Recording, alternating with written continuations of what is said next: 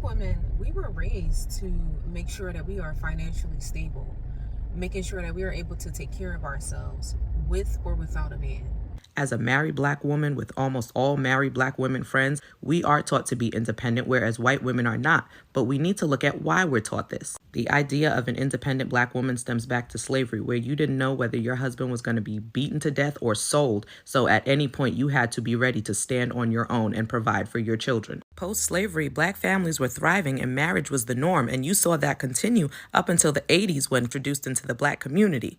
Once they destabilized the Black homes, they then told Black women the only way that you can qualify for any kind of assistance from the government is if you do not have a man in the home. Now, if it's a matter of providing for your children or having the man in the home, which one do you think Black women are going to choose? So yes, Black women developed a sense of hyper-independence and then taught that to their children because they were told that they had no one else to depend on. So being raised like that, it can feel unnatural to be fully provided for.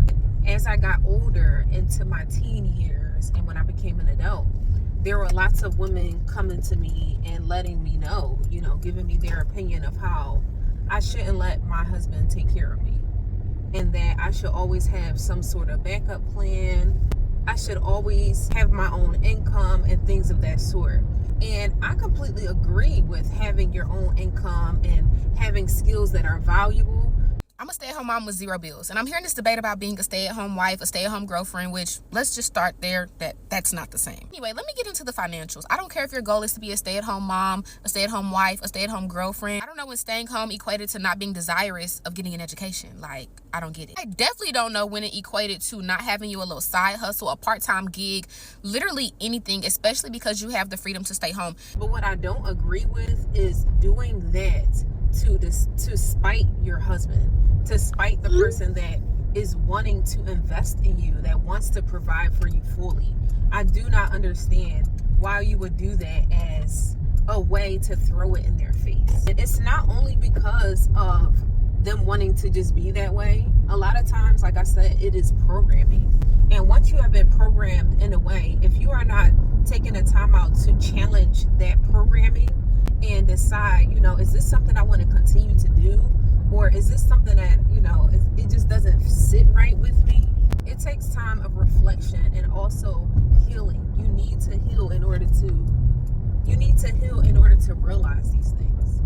Even after being healed and open to the idea of having your husband provide for you fully, you can fall victim of having feelings of guilt and doubting yourself and thinking that what you're doing is not valuable enough. And I know personally because I have had those feelings myself. That's why I decided to talk about this, because I know not every Black woman in America feels really secure and confident in being a stay-at-home mom. And I think that's another reason why there are not a lot of us out here. It's because a lot of women don't look at it as valuable. People who have never been a stay-at-home mom will try to make you feel bad and try to make you feel down about yourself. Whole time they don't see the invisible load. They'll say, what have you been doing all day? The invisible load. On top of that, it really doesn't help that when you go into certain spaces, especially during a certain time of day, you notice that you are one of the only Black women there. Would you believe me if I told you that in the past year and a half of being a stay-at-home mom, I've only seen 3 other Black women who are also stay-at-home moms? Let's talk about it while I go shopping. So it is actually insane to me because out of those 3 women, 2 of them were my personal friends. So technically I've only seen 1. And let me tell you, it is the most awkward experience. And also, I live in Dallas, Texas, not just some random small town. I live in a big city. To me, it is the most awkward thing walking into a kid's play place or a restaurant or the mall or the library in the middle of the day as the only Black woman there. I feel like I kind of get looks of why are you here? So it can make you feel displaced, and that is something that you just have to learn to overcome, because you do belong there.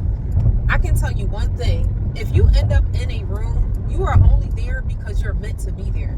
So never feel like when you walk into a room and maybe you are the minority. Let's be honest, we are the minority in America in general. But when you feel like even more of a minority because you are a stay-at-home mom, you have to learn to have confidence behind that. This is something that you decided to do. This is something that you and your husband agreed upon. because this is the best outcome for you and your family. This person says, like, you get the best end of this deal, relaxing while your husband works all day. Okay. What's the problem with that? Well, how do you feel about me relaxing while you're out working all day? I create a space for you to relax. I would feel insulted if you weren't relaxing. Okay. Are you relaxing? I'm pretty relaxed. You better be relaxing, Mom. Thank you. Seriously. Do you think I got the better end of the deal? First of all, I think I got the better end of the deal. So you can't sit and just feel guilty about that. Take the time out to journal, write down your feelings, talk to your husband about it. Because I'm telling you right now, if he chose you for this position, because being a stay-at-home mom is a job. So let's be honest. If he chose you for this position, just like any job, it's because he believes that you're qualified. So don't feel guilty thinking that what you're doing is not enough, because believe me, it is. Husband, and your wife says to you, I want to be a stay-at-home mom. I want to raise my kids. I feel like that's what God's called me to do. You need to figure out a way to let her do that. That's what I think. I don't think the right answer is for us to go, no, hold on, babe. Like, I mean, we could have an extra $100K and there's a boat out there that looks really awesome. And, you know, like we can upgrade house. Like your wife is feeling called and pulled towards homeward orientation. You should figure out a way to make that happen. We should create an environment as husbands for the wife to be able to do what she's called to do and not just say, well, we need more cash, like get out there kind of thing. Let me just say this real quick. The dude was 100% right. I mean, 1,000% right. Men, we do need to take that responsibility. We have gotten too attached to tangible things. We've gotten too attached to our fancy cars and, you know, all these TVs and big houses. And we've left our responsibility out of the window to somebody that's working down the street making minimum wage and hate their job, and they throw your kids around and treat them like trash. Allow women who are called to be in the home to protect and take care of the children. Men, you go out and work and you make it happen. That's what real men do. And modern society has lost track of that. That's why kids are crazy and divorce rates are out of control, because women are not able to be happy and live at home and take care of the babies like God has called them to. God has built them to do it, and we should allow them to do it as men. That's our responsibility. To be honest, all the jobs that you do in a day, people get paid to do those things. What does that mean? That means everything that you do, every role that you play in a day is valuable. There is money attached to that. One of the things that some stay-at-home moms do is that they ask their husband for an allowance. It gives you an income for the work that you are putting out every single day, because what you are doing is work. Why did y'all get on the internet and make it seem like stay-at-home moms don't do nothing all day? And this is coming from a working mother, okay? I think we were so offended that there were women, especially women of color, who were able to stay at home with their babies. We were too offended to admit that that was hard for us to accept and to watch. And so we villainized it to make ourselves feel better. Whether you are a working mama or a stay-at-home mama, or you do a little bit of both, you're a mother and you're doing a good job. And we do not have to tear each other down in our respective journeys in order to recognize that both sides of the aisles are making sacrifices for their families. Okay, and that could be one of the ways where you can feel as though if it has to be tied to money, because time is money, that can be a way for you to feel like what you're doing is valuable. If that is what you need, then that's something that you need to negotiate and talk to your husband about, because I'm pretty sure that that is possible. Another way that you can feel like what you do is valuable is actually take the time to write down the things that you do in a day. Journal the roles that you are playing and look up the salaries for those occupations. And when you go and do that, you are going to automatically see that what you're doing is valuable. You are going to treat being a stay-at-home mother like you treat a job. Now stay with me.